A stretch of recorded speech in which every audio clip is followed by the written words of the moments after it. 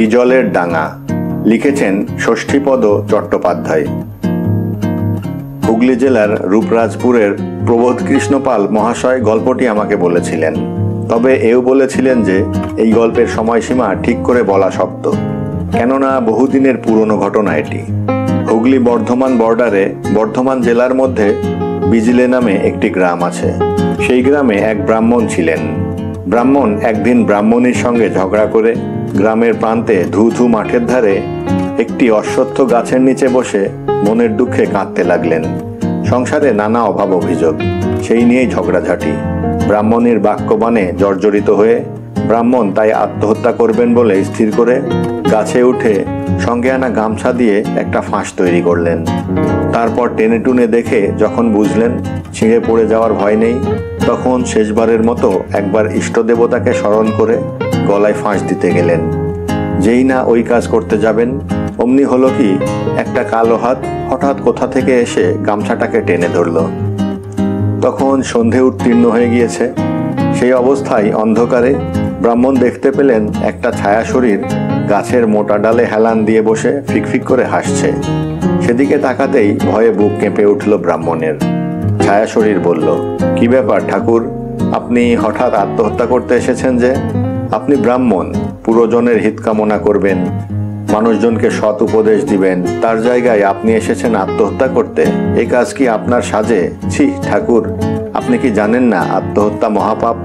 ব্রাহ্মণ বললেন, সবই জানি ভাই, সবই বুঝি, কিন্তু সব জেনে বুঝেও বড় জ্বালায় জ্বলে এই কাজ করতে এসেছি। কিন্তু আমি তো আপনাকে এই কাজ করতে দেব না ঠাকুর।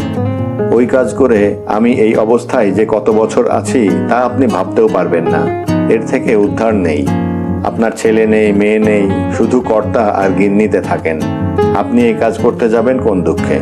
ব্রাহ্মণ অবাক হয়ে বললেন, কিন্তু তুমি আমার এত খবর রাখলে কি করে ভাই? তার আগে আপনি আমার কথার উত্তর দিন। বলুন, কেন এই কাজ করতে এসেছেন? দুঃখের কথা কি বলবো ভাই, আমার গিন্নিকে তো তুমি চেনো না। অমন দজ্জাল মেয়ে ছেলে এই তল্লাটে দুটি নেই। তার জ্বলনে বাড়িতে কাক চিলও বসতে পারে না। তাই এমনই অতিষ্ঠ হয়ে উঠেছি যে ওর হাত থেকে পরিত্রাণ পাবো বলেই এই কাজ করতে এসেছি আমি। ছায়ামূর্তি এক লাফে গাছের ডালের উপর খাড়া হয়ে বসলো। ওরে বাবা, আপনার গিন্নির কথা আর বলবেন না ঠাকুর। ওরকম মেয়ে মানুষ আমি কখনো দেখিনি। ওকে আমিও হাড়ে হাড়ে চিনি। আপনাদের বাড়ির পাশেই যে আম গাছটা আছে, সেই গাছে আমার 100 বছরের বাস। শুধু আপনার গিন্নির চিৎকার চেঁচামেচি আর গালাগালির চোটে আজ বছরখানেক হলো আমি পালিয়ে আসতে বাধ্য হয়েছি এখানে। কাজেই যার গালাগালিতে ভূতই পালাই, আপনি মানুষ হয়ে তাকে নিয়ে ঘর কি করে করবেন? তা ঠিক আছে, আপনাকে আত্মহত্যা করতে হবে না, আপনি এইখানেই থাকুন, আমি আপনার থাকার ব্যবস্থা করছি। ব্রাহ্মণ তখন গাছ থেকে নেমে এসে মাটিতে বসলেন। ভূতও নেমে এলো। সে এক আশ্চর্য রকমের পরিবেশ। একদিকে ঘন জঙ্গল এবং অপরদিকে ধু ধু মাঠ। ব্রাহ্মণ বললেন, সবই তো বুঝলাম, কিন্তু তুমি যে আমাকে থাকতে বলছো, এই জঙ্গলে আমি থাকবো কোথায়? আর যদিও থাকি, খাবোটা কি? সে চিন্তা আপনার নয় ঠাকুর, সে চিন্তা আমার। আমি এই গাছতলায় আপনাকে একটি ঝুপড়ি বানিয়ে দেব। আপনি দিব্যি বহাল তবিয়তে সেখানে থাকবেন। আর এই যে দেখছেন ধুধু মাঠ, এটা হচ্ছে অনাবাদি পতিত জমি। এই জমির দখল নিয়ে আপনি চাষবাস করুন। এতে যা ফসল ফলবে তা সবই আপনি ভোগ করে সুখে দিন কাটাতে পারবেন। কিন্তু এর মধ্যে কোনো কিন্তু নেই। আপনার ব্যবস্থা আমি করছি, আপনি একটু বসুন। আর কিছুক্ষণের মধ্যেই আমার বন্ধু বান্ধবেরা এসে পড়বে। আমি তাদের সঙ্গে পরামর্শ করেই সবকিছু করব আপনার জন্যে। ব্রাহ্মণ নিশ্চিন্ত হয়ে বসে রইলেন এবং সামনে বসা বন্ধু ভূতের সঙ্গে ভবিষ্যৎ পরিকল্পনা নিয়ে নানা রকম আলোচনা করতে লাগলেন। বেশ কিছুক্ষণ পরে অন্যান্য ভূতেরা দলে দলে সেখানে এসে হাজির হয়ে ব্রাহ্মণের সব কথা শুনল। তারপর প্রত্যেকেই একমত হয়ে ব্রাহ্মণের পুনর্বাসনের ব্যাপারটা মেনে নিল। সকলে মিলে অনেক যুক্তিতর্কের পর বাঁশঝাড় থেকে বাঁশ, তাল গাছ থেকে পাতা ইত্যাদি এনে সে রাতের মতো ব্রাহ্মণের থাকার একটা আস্তানা করে দিল। ব্রাহ্মণ মনের আনন্দে সেই আস্তানায় আশ্রয় নিয়ে পুনর্জন্ম লাভ করলেন। রাত শেষ হতেই বিদায় নিল ভূতেরা। যাওয়ার আগে বনের ভেতর থেকে নানাবিধ ফলমূল ব্রাহ্মণের জন্য রেখে গেল তারা। ব্রাহ্মণ তো বেজায় খুশি। এইভাবেই যদি জীবনের কটা দিন কেটে যায় তো মন্দ কি? বিজলের ডাঙা ভূতের উপদ্রবের জন্য সেকালে খুব কুখ্যাত ছিল। এর আশপাশের গ্রামের লোকেরা যেমন পাঁচশিমুল, আস্তায়, নপাড়া, দোগেছে, আবুঝাটি, গুড়বাড়ি, দশতনপুর, ইটলা, সাপুর, জারুল প্রভৃতি অঞ্চলের লোকেরা ভুলেও কেউ ওদিকে যেত না। কাজে সবাই যখন শুনল ব্রাহ্মণীর সঙ্গে ঝগড়া করে ব্রাহ্মণ বিজলের ডাঙার দিকে চলে গেছে, তখন ধরেই নিল যে ভূতেরা আস্ত গিলে খেয়েছে ব্রাহ্মণকে। বিশেষ করে কয়েকজন দুঃসাহসী লোক যখন ব্রাহ্মণের খোঁজ করতে করতে এই পথে এসে দূর থেকে অশ্বত্থ গাছের ডালে গামছার ফাঁস ঝুলতে দেখল, তখন ধারণাটাকে একেবারেই সঠিক বলে মেনে নিল। অতএব ব্রাহ্মণ বেঁচে থেকেও সকলের কাছে মৃত প্রতিপন্ন হলেন। কিন্তু তাহলে কি হয়? ব্রাহ্মণীর কবলমুক্ত হয়ে ব্রাহ্মণ দারুণ সুখী, ভূতেরা তার কোনো অভাবই রাখল না। সারাদিন ব্রাহ্মণ একলা থাকেন, রাত্রিবেলা বন্ধু ভূতেরা সহায় হয়। তাদের দয়ায় এই বিস্তীর্ণ অঞ্চলের মালিক হয়ে গেলেন তিনি। একদিন ভূতেরা বলল, আপনি এক কাজ করুন, এই যে জমি অনাবাদি পড়ে আছে, আপনি একে আবাদ করে ফসল ফলান। ব্রাহ্মণ বললেন, বললি তো বেশ, আমার আপত্তি নেই, কিন্তু এ জমি চষব কি করে? আমি কি চাষের কিছু জানি? ভূতেরা বলল, এ বড় সমস্যার কথা বটে।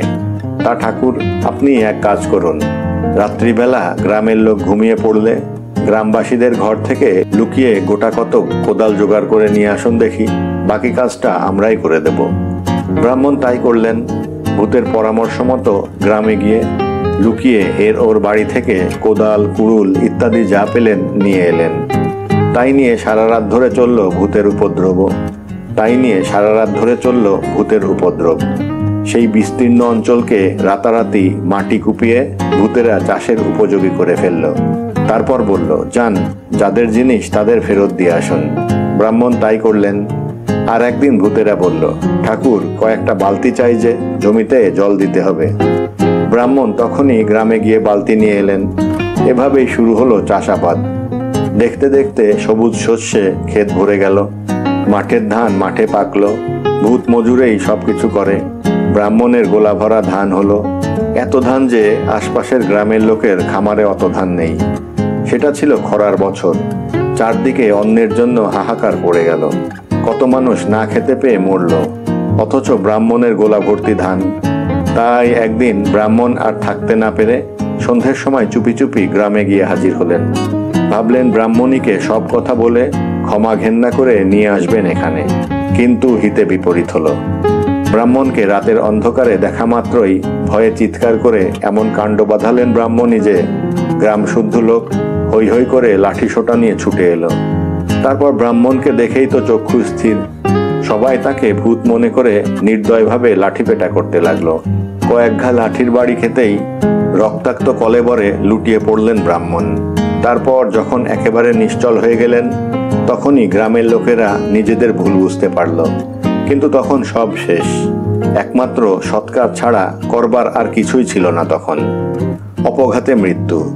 তাই তৃতীয় দিনে খুব ঘটা করে শ্রাদ্ধ হলো ব্রাহ্মণের। গ্রামের লোকেরা চাঁদা তুলেই ব্রহ্ম হত্যার পাপ ঢাকতে সব ব্যবস্থা করলো। অনেক লোকজনও খেলো। কিন্তু বন্ধুভূতেরা ব্রাহ্মণের যে শ্রাদ্ধ বাসরের আয়োজন বসিয়েছিল সেদিন, তার যেন তুলনাই নেই। গ্রামের লোকেরা বিজলের ডাঙার দিকে না গেলেও দূর থেকেই দেখতে পেল হাঁড়ি ভর্তি মন্ডা মিঠাই ক্রমাগত আকাশপথে নেমে আসছে বিজলের ডাঙায়। সারা রাত ধরে শুধু নামছেই তো নামছেই, সেই নামার শেষ নেই। যতক্ষণ না ভোর হলো ততক্ষণ এক নাগাড়ে ওইভাবে নামতেই লাগলো সব। তারপর থেকে প্রতি বছরই ওই বিশেষ দিনটিতে গ্রামের লোকেরা দেখতে পেত ওই একইভাবে আকাশ থেকে খাবার নেমে আসছে বিজলের ডাঙায়। তবে এখন আর আসে না। আর সেই সব বন্ধুভূতেরাই বা এখন কে কোথায়, তাই বা কে জানে। ধন্যবাদ।